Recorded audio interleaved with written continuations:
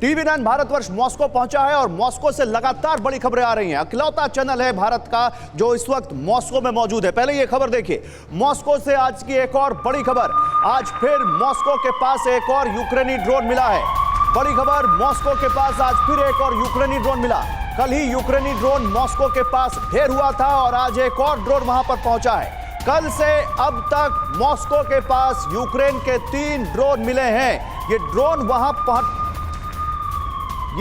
वहां तक जो पहुंच रहे हैं उनके बारे में जरा मनीष झा के पास चलते हैं। मनीष हमारे साथ जुड़े हुए हैं। मनीष, कल एक ड्रोन जो 30 किलोमीटर पहले ही मॉस्को से गिर गया जिसमें 17 किलो विस्फोटक बताया जा रहा था, आज खबर है कि कल से उस ड्रोन के मिलने से लेकर अभी तक 3 ड्रोन मिल चुके हैं। ये हो क्या रहा है और क्या मॉस्को में इस बात को लेकर कोई चिंता दिखती है?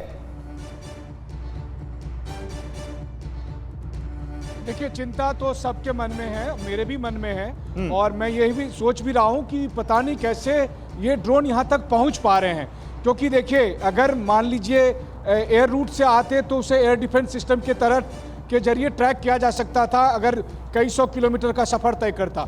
अगर वो वाया रोड आते हैं और फिर यहाँ असेंबल करके उसका इस्तेमाल हो रहा है, तो मैं आपको बताऊं गौरव कि मैं खुद ही कई बार रूस यूक्रेन बॉर्डर क्रॉस करके आया हूं। एक एक चीज की वहां पर जांच होती है, तो कैसे आखिर बच के वहां तक निकलता है। लेकिन सबसे बड़ी बात है कि मॉस्को के आसपास यूक्रेन के ड्रोन का आ जाना, यहाँ पर यूक्रेन के ड्रोन का गिरना, यहाँ पर यूक्रेन के ड्रोन का पकड़ा जाना, इसका मतलब यह है कि मॉस्को में भी कहीं कुछ बड़ा हो सकता है, या फिर ये सब ड्रोन उसी स्ट्रेटेजी का पार्ट है जिसके बारे में अभी अभी आपने उस तमाम दर्शकों को बताया कि यूक्रेन का प्लान था मॉस्को को दहलाने का, लेकिन वो कर नहीं पाया। वो प्लान लगता ऐसा है कि इन्हीं ड्रोन के जरिए ये सब प्लान हो रहा था। तो निश्चित तौर पर अगर मैं कहूं आज की तारीख में जब टीवी 9 बिल्कुल मैं आपके पास आता हूं मनीष देखिए, एक और बहुत बड़ी धमकी है।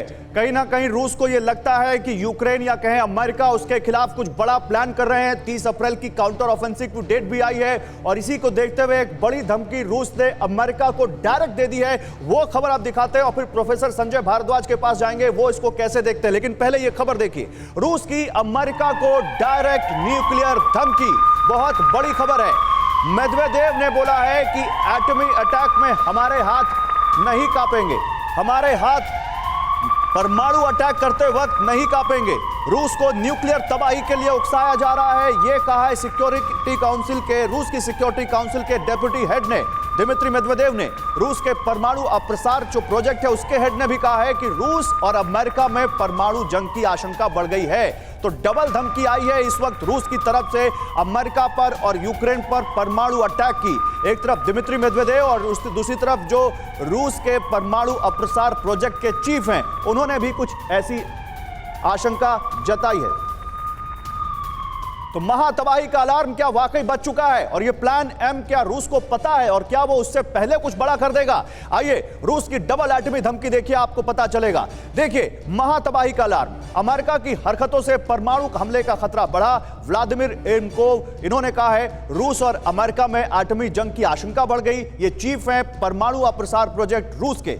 इसके अलावा दिमित्री मेदवेदेव क्या कह रहे हैं? यूक्रेन की बढ़ती आक्रामकता के पीछे अमेरिका है। वो ये कह रहे हैं रूस अपनी सीमा की रक्षा के लिए कुछ भी करेगा, परमाणु हमला करने में हमें कोई हिचकिचाहट नहीं है। पश्चिमी देश रूस को एटम इस्तेमाल के लिए उकसा रहे हैं, ये दिमित्री मेदवेदेव ने कहा है। प्रोफेसर भारद्वाज, आपको क्या लगता है इन दोनों धमकियों में क्या वो जो मॉस्को का अटैक का प्लान है, जिस प्लान एम की हम बात कर रहे हैं, क्या उसका असर दिखता है?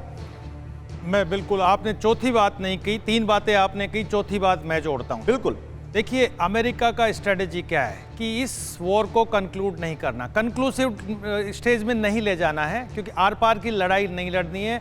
रूस को यूक्रेन में ही ख़त्म करना है, उलझा के रखना है।